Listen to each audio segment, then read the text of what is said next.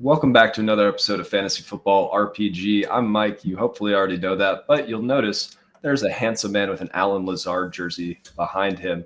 Bradley, how are you doing? I'm great. How about yourself, Mike? Fantastic. It's been too long. Tonight, we're going to go over some very basic Dynasty beginner tips. I know you've been in the game for a while. I've been playing for a little bit. Just a love letter to our younger selves, things that we wish we knew. But before we get into that, who are you? What are you working on? And where can people find you? Yeah, so you can find my work at Player Profiler. I do some behind the scenes stuff working with the news desk. So go to playerprofiler.com/news and you'll see like this whole news feed of really strong analysis from all of our guys in the news desk. Sometimes I'm in there. Shout out to Jeremiah Retzlaff, Mike Lindbergh, Jake Lewis, Biggs, right? We love Biggs. Yeah, we love Biggs. So shout out to Chev too. We've got some really strong guys who are putting out some awesome content on there, both on the news desk side, but also under Player Profiler now. Plus, that's where the live streams happen. I have shows, Man versus Machine with Ryan Reynolds, and I also have Stack Hunters with Dan Williamson. We talk best ball on that, and we also that's more of high stakes as well. Dan's background is high stakes, $100+ entry type of leagues, and that can, when you put your money where your mouth is, right, you're making decisions, and you're not going to last long in high stakes leagues if you're not winning. So so it's great to have Dan's perspective because he's in the 125 entries in the FFPC and other streets that are high stakes. So it's great to pick his brain, and we've been doing that for over a year now. I'm excited.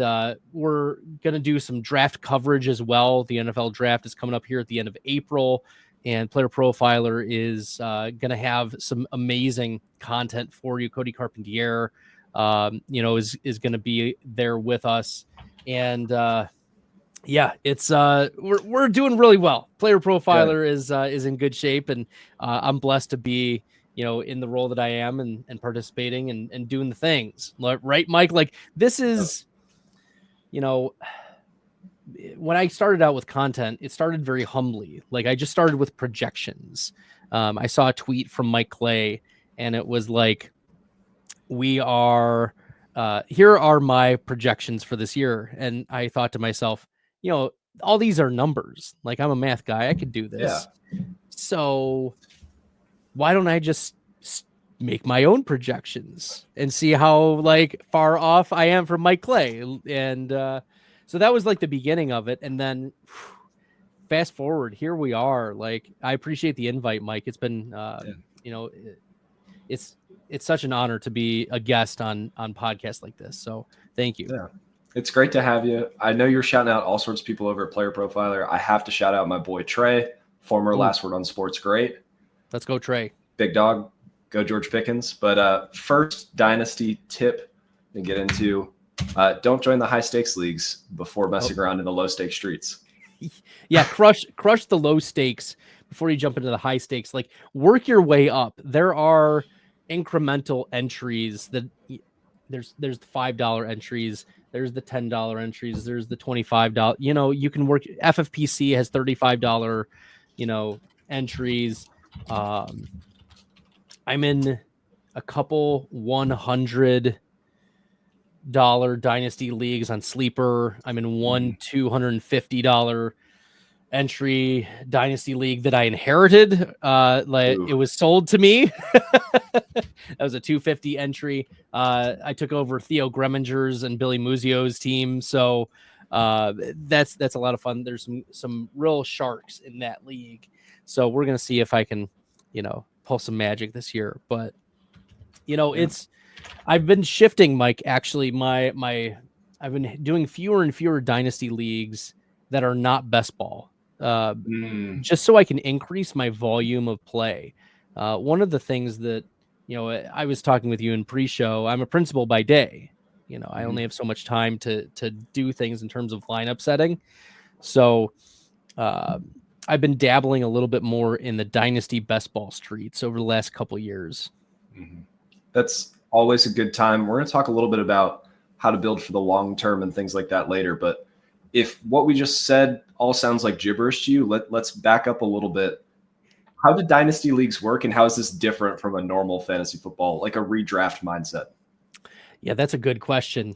So dynasty leagues means that you draft your team usually in a startup draft, similar to a redraft league. Like you will draft your team, but at the end of the season, you don't redraft again. You keep the players throughout the off season. You can make transactions depending upon your league settings, but usually you can make transactions throughout the NFL off season. And then depending upon when your league agrees on it, you'll draft rookies in subsequent years to replace players that have retired or that are cut from your dynasty league. So, just like most redraft leagues, there's waivers, there's opportunities to drop people, make trades, those types of things. But with dynasty leagues, the key component is that you keep all of your players on the roster. There's no limit to how many you can keep for the year. That's different from a keeper league where you will keep, anywhere from 1 to 3 or 5, depends on the keeper league, but you'll keep only a certain number of players throughout the year. But dynasty leagues, you just keep your entire roster, and then you can accumulate draft picks for the future as well. It's, Mike, I think of it more of from a general manager perspective. Like you are managing a team for the long haul. You want, your dynasty. That's why they call it that, so that it lasts a long time. It's not a redraft league.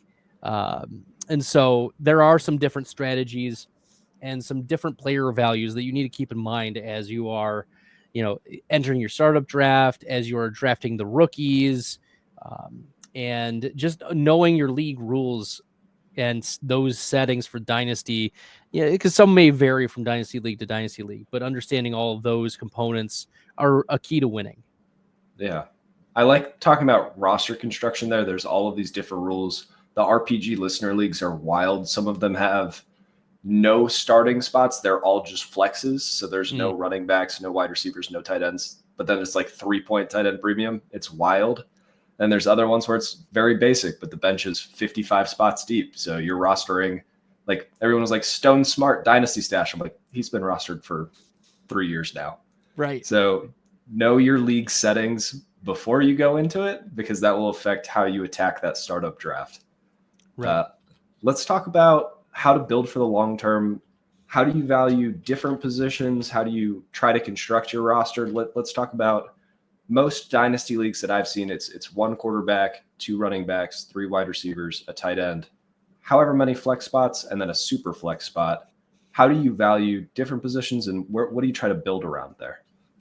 Yeah, the 2 lasting pieces from a position standpoint are your quarterbacks and your wide receivers.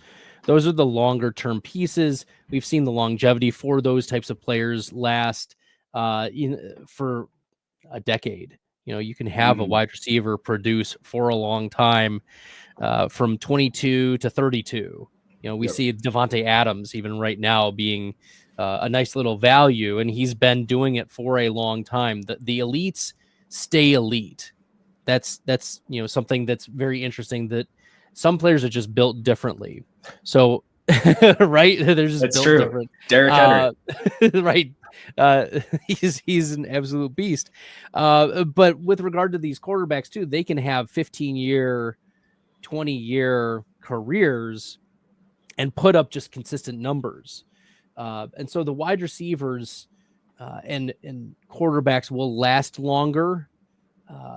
With regard to the tight end position, you're going to have a couple elites every year, and sometimes they'll rotate in and out. You'll have your Gronks, you'll have your Travis Kelce's, the ones who will provide for a long time, and usually tight ends will last until their low 30s if they're pretty good.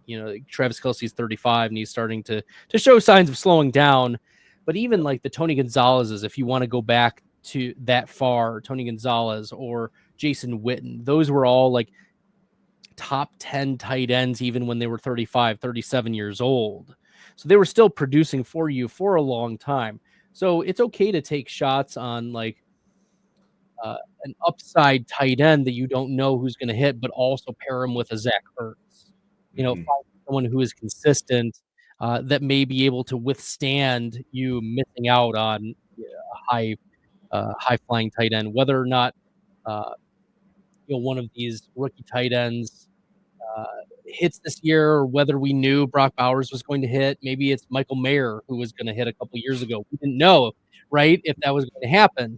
That's why you kind of want to also recognize that these tight ends aren't going to go away, after 29 or 30. Their age, curve is different than their running back. So when you're thinking about the running backs, their average apex age is much lower.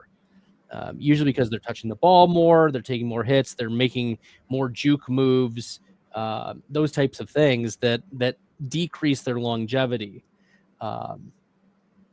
You're having Todd Gurley, retire when he's 27, 28 years old, right?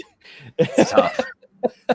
And we know how elite Todd Gurley was when he was 24, 25. And then you fast forward 3 years, boom, out of the league. And that's all it takes. It's really, one down year for a running back post apex, like a Leonard Fournette, for instance, or Dalvin Cook. Those players, 3 years ago, 4 years ago, were first round picks, second round picks. It was uncommon for you to get Dalvin Cook outside of the top 2 rounds. And now he's, averaging 3 yards a carry and not signed this offseason. So the lifespan of these elite running backs, when they hit, they're so powerful. But that's why if you go to Player Profiler and you look at the Dynasty rankings, the top 5 players in single quarterback are wide receivers.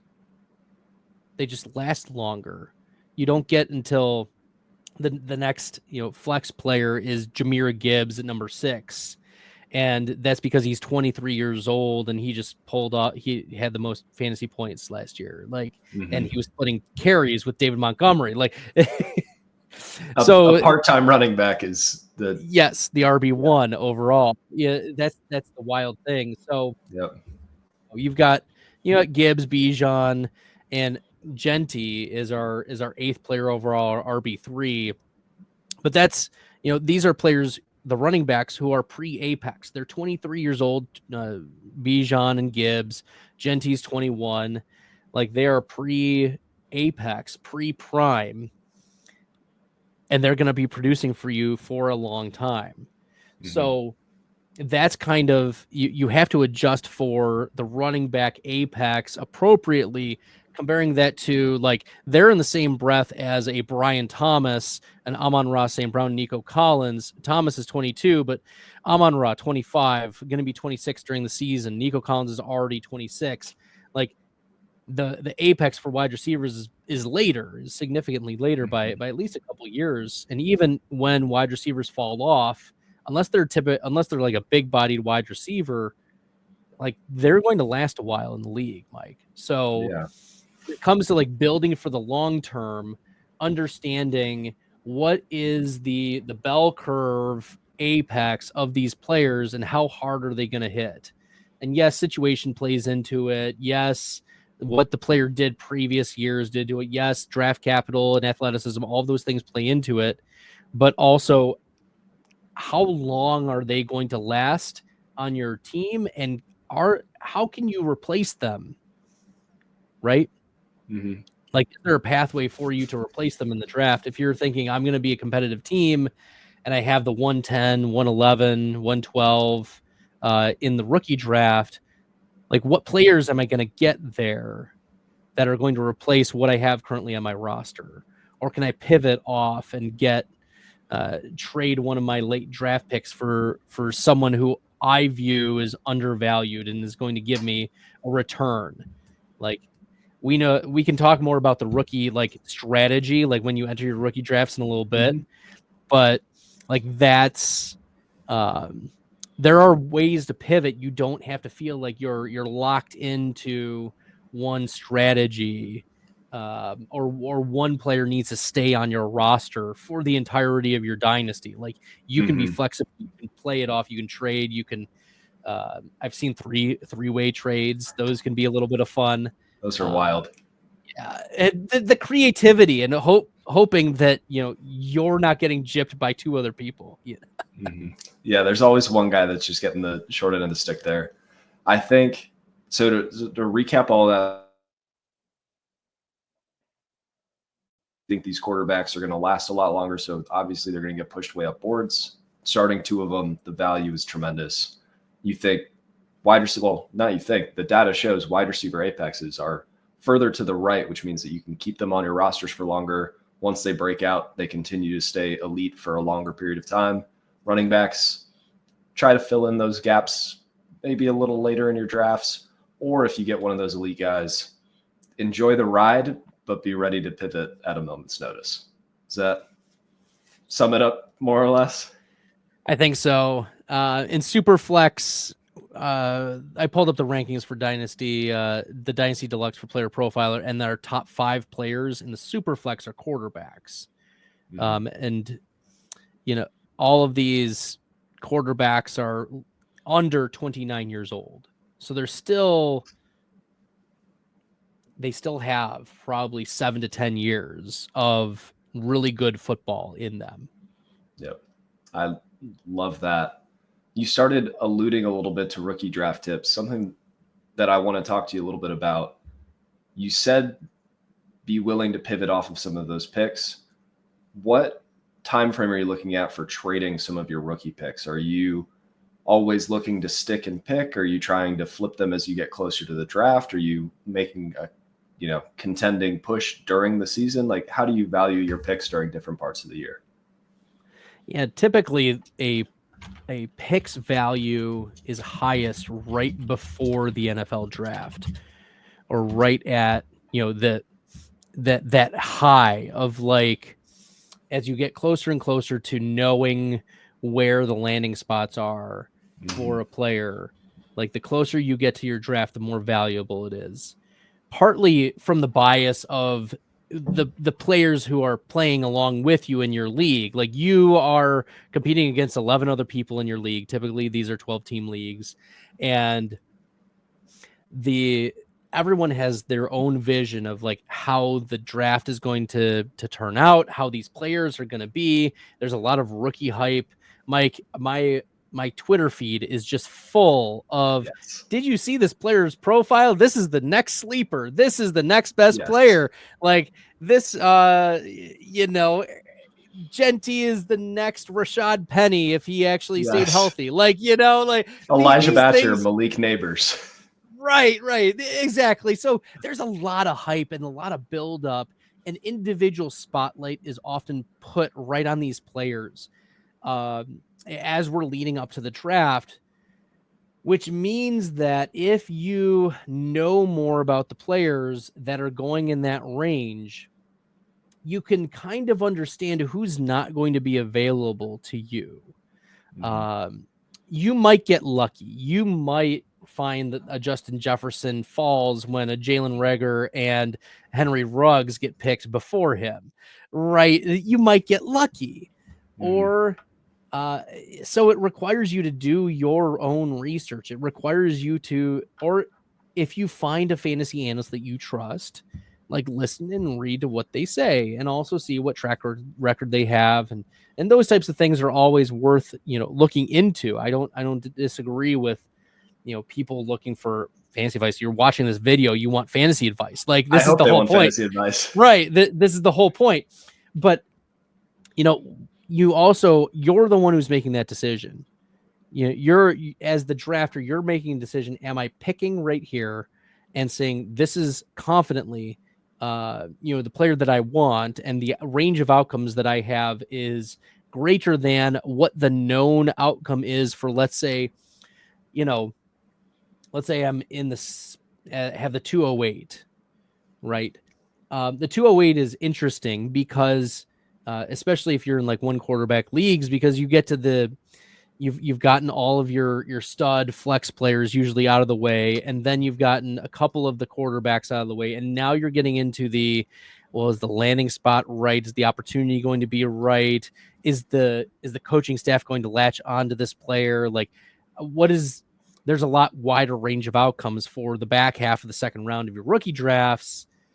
So do I trust my player evaluation of the players that are available to me in that back half, or do I see if Devontae Adams is available? And I think that he has 2 years left. You can evaluate some flex targets that might be available. And that requires you being a little savvy, knowing your league, knowing the league settings, what players, maybe your league mates have put players on the trade block already. Sometimes it's that easy, but sometimes it is also using like Dynasty tools. You can search a player's username and find what their highest, rostered players are, across the leagues, and see if that exists on their team. And maybe you have that player and you can package, you can be a little savvy, in terms of addressing those. So it's more of an art, in terms of making those player evaluations, understanding who is available, understanding your league. There's a lot of levers to pull at that spot. And that's why I think like mock drafting is really important. And finding a good place to just there all the time, right after the NFL draft, you'll go onto Twitter and people will be posting rookie mock drafts. Hop in one for some fantasy analysts. Like they're going to post them all the time. Hop in one. They'll put them everywhere. Just search it if you can't find it in your feed, and you'll be able to see who other people are taking at that spot and just take notes on it, or mental notes on it, and or create one yourself and you can mock that way. So I think that's very valuable in just understanding who may be available, who in your league has already drafted. You might be able to look up, that's the thing about tools these days, is like you can look up on Sleeper, a player's username, and there are websites where you can search that and find out. There's ways to do it and use your league mates' biases kind of against them to your advantage. Like if you want to pivot off of it. Yep. So yeah, it's the hit rates are also an interesting perspective to take. When it comes to, your 101, 102, 103, usually those are locked down from like a one quarterback perspective. Usually it can extend into the 104, 105 for super flex, for like lockdown. These are purebred studs. These are bulletproof type of players, profiles, prospects. Once you start getting into the 106 and beyond, the hit rates go from something like 65% down to 35%, 40%, somewhere in that range. Once you get to the back half of the first round, it's a real steep drop off. And part of that is just the biases that us as fantasy players have toward our own players. Like we have our evaluation. So if we think very strongly and we have the 106, I'm going to get my guy at the 106. Sometimes there's enough savviness to trade down a little bit, but you're also risking that, like, if I have a strong evaluation, someone else may also have a strong evaluation. That's not going to allow me to move back in that way. So the hit rates are also an interesting one for the different positions as well. When you get into like the second round of your rookie drafts, you don't want to take a lot of risks for the wide receivers. The reality is a wide receiver is very helpful for you in a lineup setting league. That's why you want to take if you're going to take a wide receiver, it should be in the first round of your rookie draft, because those are usually the profiles of players that you want to be targeting. When you get into rounds 2 and 3, of your rookie draft and you think about the hit rates of running backs versus wide receivers in those rounds, the pathway for a running back to give you usable weeks is a lot higher because so much of the running back's usage is based on opportunity. Like their fantasy points is based on opportunity. And usually if they're a round 2 or round 3 running back, they are initially drafted as a handcuff. In round 1, they're generally going to be the starter on their team. Hopefully. Right. That's the idea. But I mean, the Lions took Jahmyr Gibbs with, David Montgomery on the team and also DeAndre Swift was still there. But, we still drafted the snot out of Gibbs, in the beginning of the first round because he was, he got the draft capital in real NFL. He had the talent. All those things worked in his favor. But when you get into rounds 2 and rounds 3, the wide receivers, talent-wise, they just level off.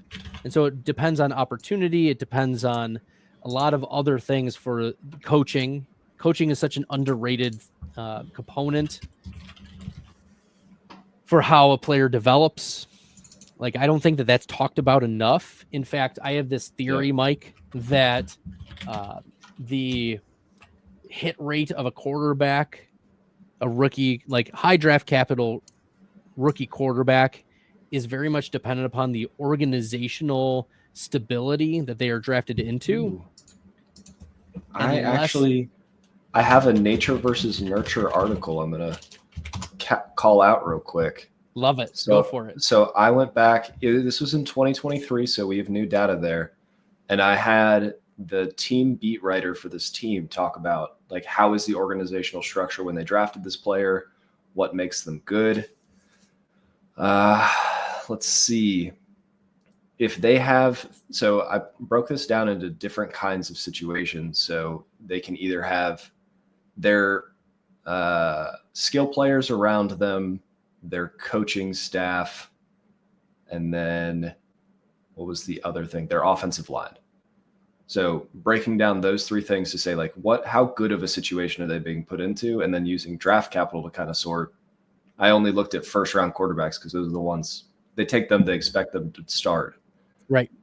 If they have 3 negative situations, that's not going to work. Yeah. So if the coach is bad, the weapons are bad, and the offensive line is bad, it's not going to work. Only one quarterback in this entire group that I looked at where they walked into a situation where all 3 were good, that was Jameis Winston. And, like, did he bust? Was he an absolute blast? We can talk about We that. had fun with him, Mike. We had fun. Yeah. I put a little note in here. If Brady hadn't stolen the spot, Winston may have turned into something eventually. So interesting. Quarterbacks that land in a great situation with first round draft capital are twice as likely to receive a second contract. Oh, love it. So I guess that poses a question. I got into a debate over the weekend, Mike, and I want your insight on this. Sorry, I'm putting you on the spot. I don't care. I can't wait. I'm gonna lead into it. Ultimately, there was a debate about quarterback Drake Maye, and people were pushing him up. They said he's a top 12 quarterback for Dynasty, and his keep trade cut value was as quarterback 9. On Player Profiler, we have him as quarterback 7. But that's the company. I am not in favor of Drake Maye. I think this is a massive mistake because you don't trust the coach. I mean, Vrabel is more of a run guy, and we saw what happened in Tennessee. Like, we needed 99th percentile efficiency from Ryan Tannehill for him to be fantasy good, and he was throwing to A.J. Brown, and the offensive line was what it was. Yep. It's good enough to handle Derrick Henry. Yeah. But is the offensive line good enough in New England? Are there weapons? Is there a coach? Yeah. It's 0 for 3, Mike. Like, tell me I'm wrong that Drake Maye is not a top 12 dynasty quarterback. Oh man. I mean, I'm on Fantasy Calc right now, which I like to use them versus Keep Trade Cut. They take real startup ADP, they take real trades that happen, and then they kind of formulate values based on that rather than, us just clicking buttons so that we can get through the trade calculator. So Sure. if you guys haven't checked out Fantasy Calc, hop over there. He's at QB 10 over there. Names behind him, I mean, Bo Nix, Jordan Love, Kyler Murray. I think it's the risk-seeking versus risk-averse manager. I mean, let's talk about JJ McCarthy. He's walking into a situation with three very good, great coach. Great my pants are all the way off for JJ McCarthy. Okay, and he's down at QB 15. So if you have Drake Maye, like, did you see enough? I think Drake Maye is good. I don't know if he is going to stick around New England unless it's purely a loyalty thing that he just wants to be that guy there. Top 12 is steep, especially when you talk about guys with second contracts, guys in better situations, guys with maybe less talent but are actually scoring points right now in Bo Nix. Like, you're not crazy. Like Drake Maye or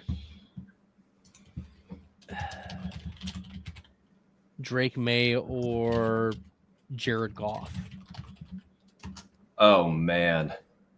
Like the risk it for the biscuit in me wants Drake Maye. But all of the numbers, all of the math, all of the like safety net is Jared Goff. So I think this wasn't on the show notes, but let's just talk about it.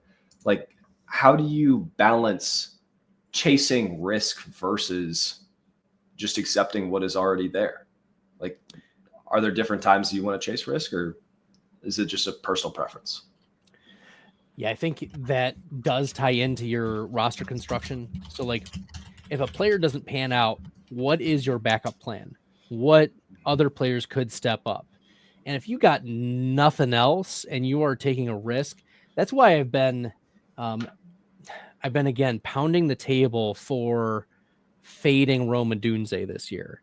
And I know I'm probably going to get some hate for it. I don't care. I'm an against the consensus type of guy, Mike. Rome Odunze, there's a lot of projection, like what he could do in a Ben Johnson offense, and he very well may explode. But I have been very hesitant to go forward with, a Rome Odunze in year 2, because we look at like what it takes for a player to make that type of jump, right? And to pay off like Rome Odunze, just let's say like Rome Odunze needed to, because he played terribly last year. Odunze would need to have similar production to a Jameson Williams, Jackson Smith and Jigba, Jerry Jeudy, Devonta Smith of last year to justify like where he's being drafted right now. And he's being drafted even higher in the dynasty streets, like redraft versus dynasty, but he's even higher in the dynasty streets. He would need to have like a major jump this year. To give context, there were 299 players who registered like meaningful points per game last year. There were only 16 players who made the projected jump that Rome Odunze would need to make for this year. 16 out of 299 for those doing the math at home is a 5.3%. So 5.3% of players made that jump. Let's round up 5.4. 5.4. So look, you want to take a 1 in 20 bet that he pays off. Okay. Like, again, this is a risk tolerance, risk management type of question.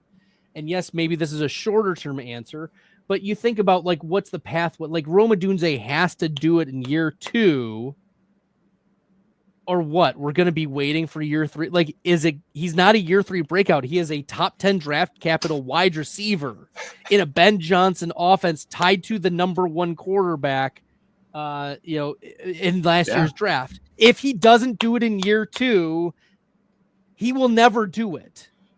Mm-hmm. So look, you can take that risk. There were only that many, 15 players out of about 16 players out of 300 last year to do it. So that's what I mean. Like, you need to understand, good players stay good. Very rarely do you see players who performed poorly in one year make the massive jump to be actually very good. Yep. That's why I was really in on Puka Nacua last year as well, because not only was he good in his rookie year, he proved that he kicked out Cooper Kupp. He was that good, right? Cooper Kupp's now in Seattle because he's afraid of because of Puka Nacua, right? Wild. Good players, and I know that that's like almost an underrated thing. Sometimes you get made fun of for saying like the simplest things, but really good players stay really good year to year, and bad players are usually bad the next year. So in the case of, I know I'm beating the drum on Rome Odunze, but I think he's the most mispriced player, and look, there are pathways for success, but he needs a lot of those dominoes to fall in the right way. And I'm not saying it's a 0. I'm just saying he's a bad bet. What's crazy is that I'm looking at some of the players that are valued, like, not just a little behind him. Jamison Williams, 13 receivers behind him, only 1 year older, scored way more points. I mean, even let's talk about Josh Downs, barely a year older, valued 27 picks behind him. And like, we know Josh Downs is good. Is he great? No. But that might be a better comparison, because we know Josh Downs is good. He will be a flex-worthy player. Here's some fun, Mike. Yeah. The following wide receivers had a better best ball value rating is something that my best ball value. These are players who had a better best ball value rating than Rome Odunze last year. You ready? Mm-hmm. Tyrell Shavers, Demarcus Robinson, Marquez Valdez-Scantling, Kayshon Boutte, Nick Westbrook-Akine, and Jalen Coker. Like, is that good? That feels not good. That is not good. When you were a top 10 pick and Jalen Coker, an undrafted free agent rookie on Carolina, has a better season than you. Oh, man. Well, before we get into our next segment, I just want to take a second. Look, if you've been listening to us run our mouths for 40 minutes, first of all, thank you so much. I hope this is helpful for you. If you want to help us out, like, subscribe. Been doing a lot of work in the Fantasy Football Astronauts Film Lab, so I'm going to put a link in the bio. If you want to make your own rookie evaluations, watch the L22 tape. It's tagged with down, distance, situation, play call, what the defense is running. It'll give you all of the things. So if you want to see how is Luther Burden against press, you can sort that. If you want to see how Matthew Golden is on 3rd and long, you can look at that. If you want to see how often is Quinn Ewers off target, hint, it's a lot. You can go look at that. So thank you for listening, talking about rookies. Let's talk about some rookie draft tips. Brad, what should people be looking at? Like, we talked a little bit. So you keep your roster, then you go into this rookie draft. Right. How are the orders normally taken? And then just some very basic tips for you're walking into your first rookie draft. What do you wish you knew 5 years ago? Yeah, so normally for the rookie drafts, the worst team gets the best pick. It's just like the NFL, that you typically have the 101 for the team that finished in last place. Some dynasty leagues don't want to reward teams for tanking, so what they'll do sometimes is like the champion gets the 107 or something like that instead of the 112. It tries to keep things, incentivized. Whatever, they can mix and match, but generally speaking, the worst teams get the best players. And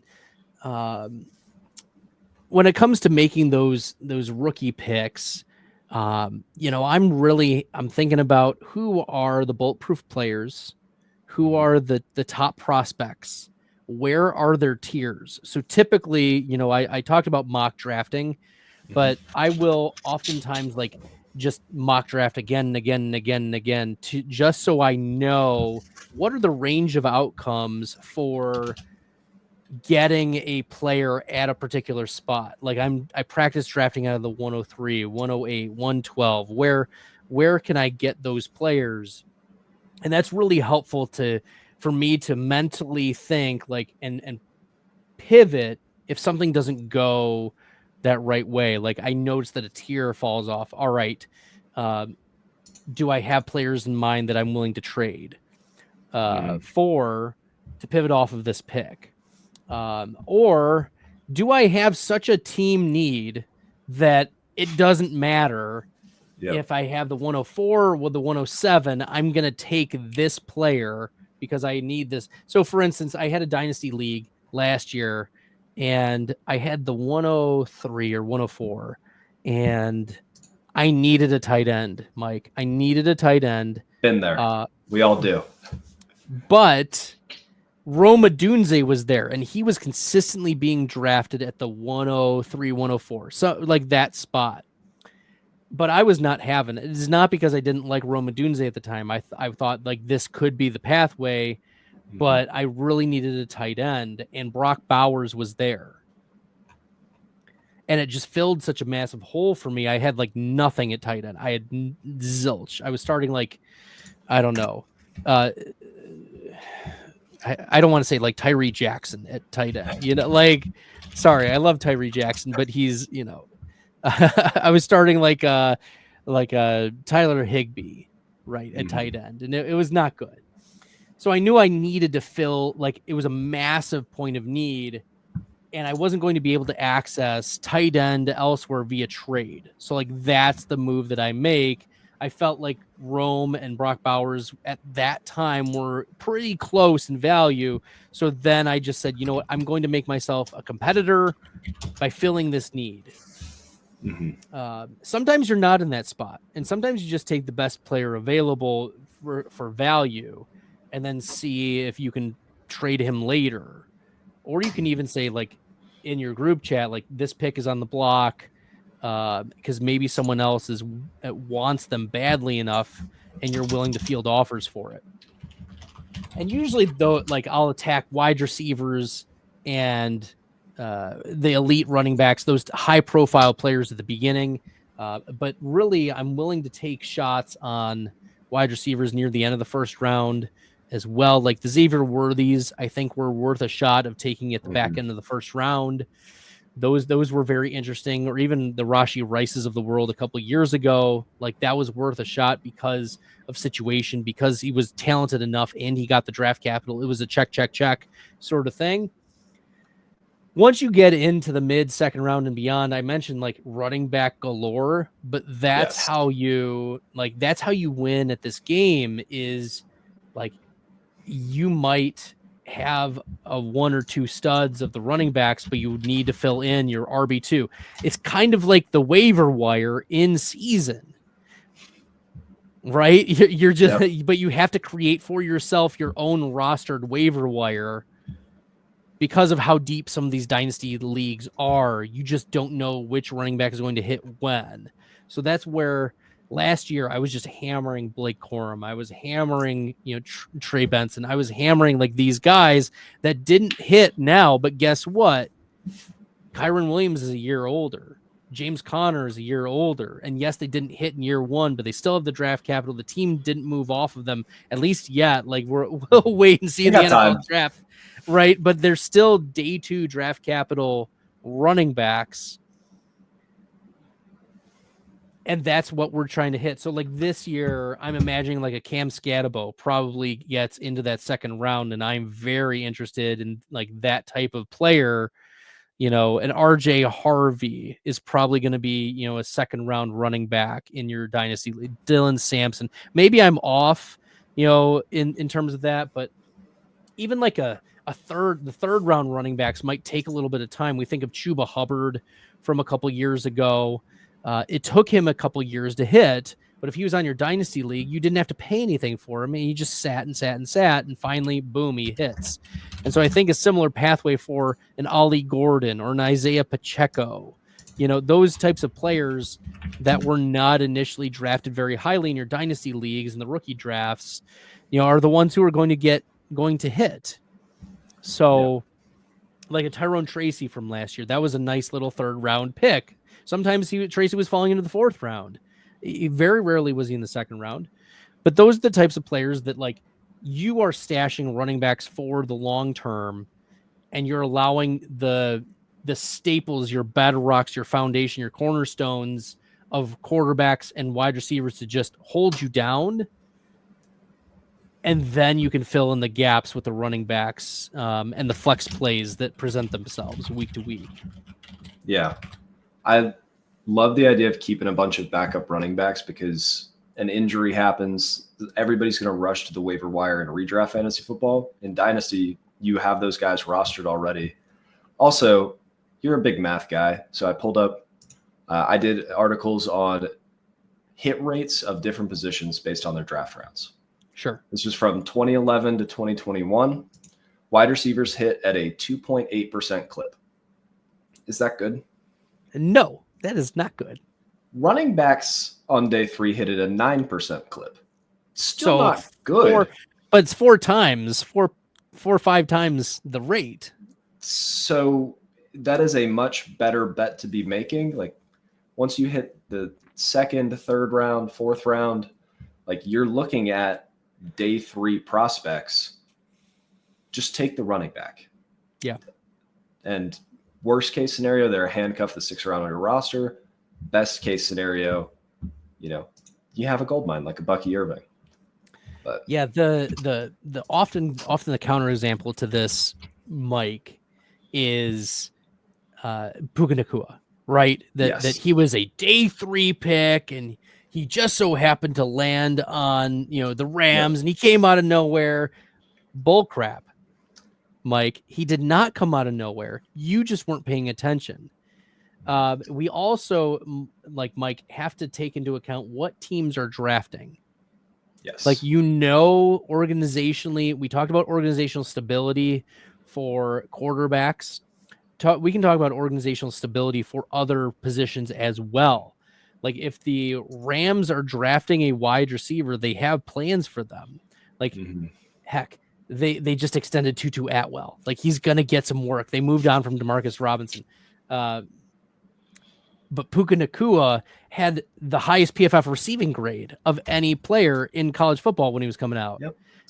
Like there were indicators that he was good before the draft. And if you look at, like, we know hindsight now because we saw the videos afterwards, like they released the videos, but the Rams were enamored with Nacua. They're fired up. They were so freaking fired up. And they were like, we have so many plans for this guy. That's why also, like, you should be listening. If you're a savvy fantasy player, you should be subscribing to, of course, playerprofiler.com/news, because like I work there, like, really? I'm a company man. But there are other very strong accounts that you should also be subscribed to, like Coach Speak Index. Like you should be listening very carefully to how the coaches speak about players. And if they say, well, we have a plan for this player and it is a major role, you should be paying attention, especially if that coach and the offensive coordinator have a strong reliability rating, for their coach speak. Like you need to be paying attention to those things. And that's why I had like 40% Puka Nacua in Dynasty. Like you just like, yes, I was pivoting off of some of the running backs. Like I had to make that decision, but it was a conviction. It was also like knowing which team and what coaching staff was going after this type of player. What were they looking for? And some of these teams are just a lot smarter than good teams stay good and bad teams stay bad. Yeah. I pulled up wide receivers drafted by the round in all of history. Dude, the Patriots. Did they just keep the same scouts on staff? Have we learned nothing?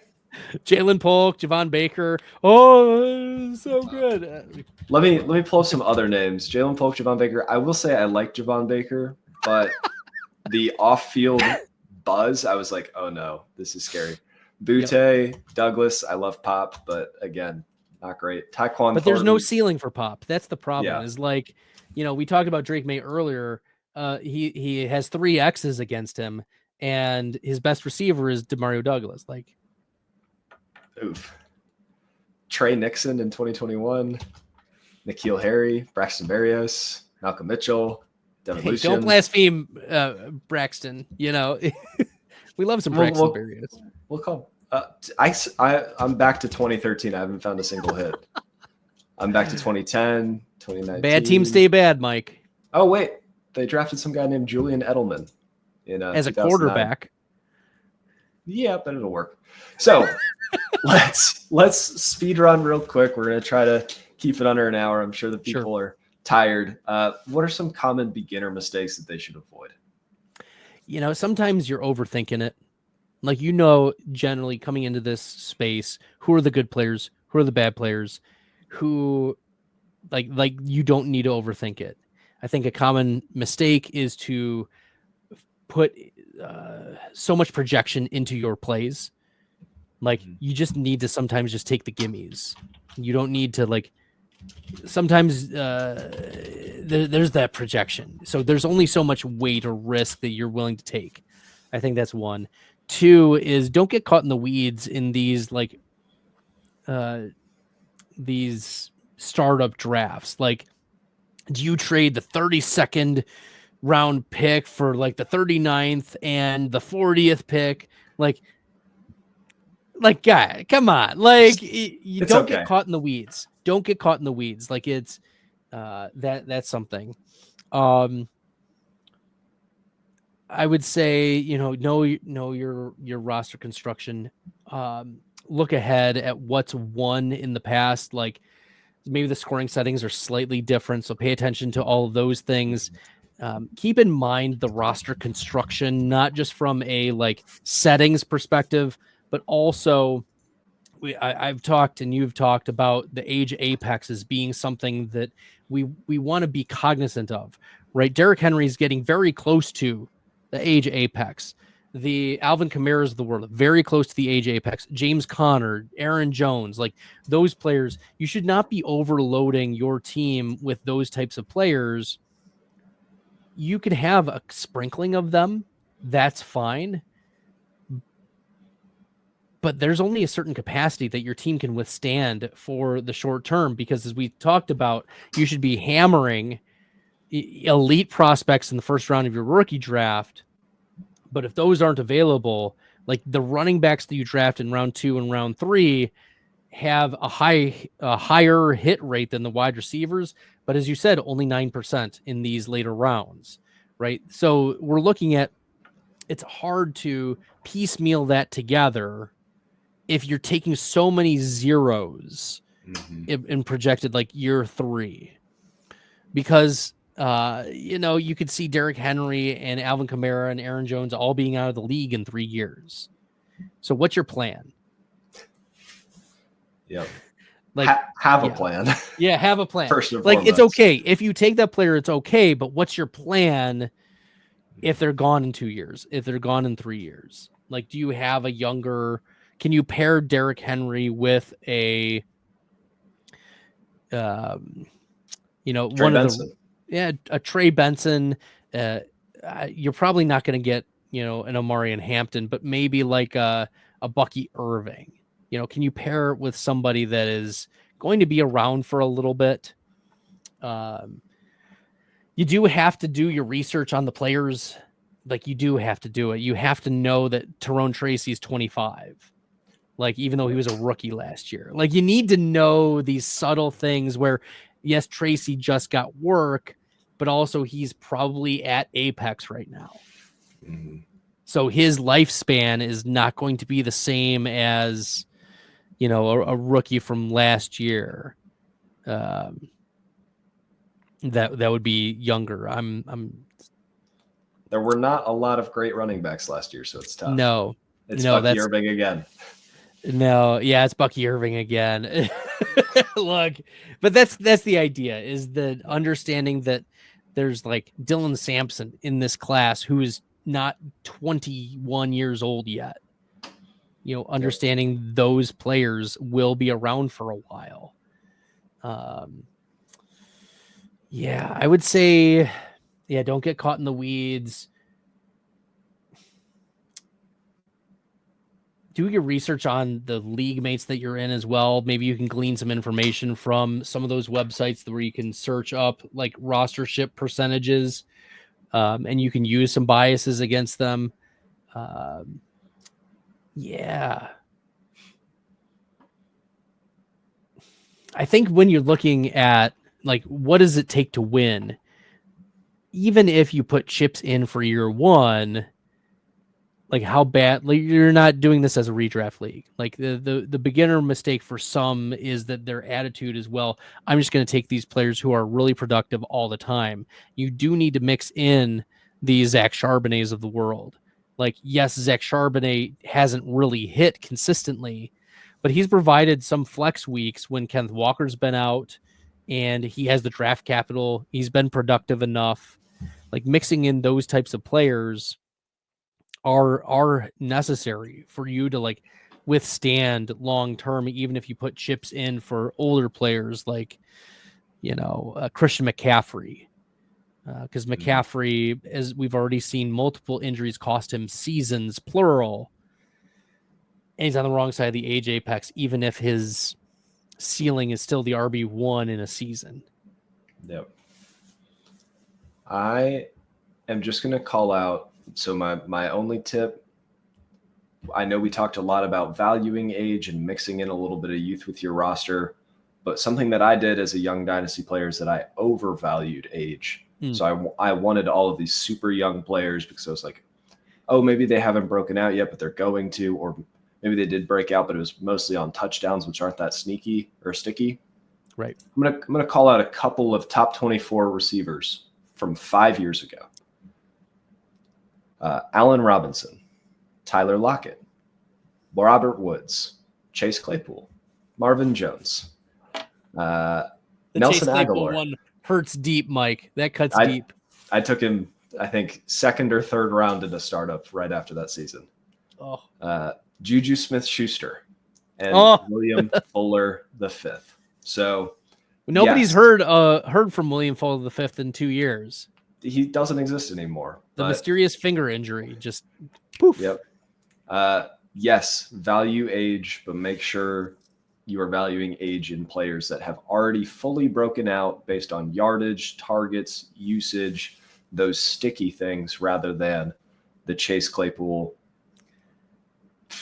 Geez, what am I looking at here? Double-digit touchdowns. Yeah, double-digit touchdowns, 14 plays of 20-plus yards. Like, find the sticky stats. Right. But, dude, thanks so much for doing this. Tell people one more time where they can find you. And listen, I know you talked about finding fantasy analysts that you can trust and that you can listen to. I think you're one of those ones, so they should go follow you on Twitter. Yeah, thanks, Mike. Appreciate you inviting me. You can follow me at FF Stalder on the X machine, the Twitter, aka, X. I don't know. I don't know what name Whatever it is. That's the platform that I hang out on. I don't really hang out on any other platform. Check me out at Player Profiler. There's going to be some great content coming out, especially, in a couple weeks when the NFL draft is happening. Player Profiler is going to have you covered with NFL draft coverage. So check it out. Also go to playerprofiler.com/news and you can find out all of the news that you need to know that's going to make or break your fantasy team. Good to know. If you guys want to find me, you can find me on Twitter at FFMikeCash. It's just the name underneath me, but with FF in front. I really appreciate you for coming on. I hope this was useful to you guys at home, and catch you next time. Thanks for listening to another episode of the Fantasy Football RPG Podcast. If you made it this far, be sure to like and subscribe. If you want to check out written content, head over to lastwordonsports.com. Don't let the Goblins get you.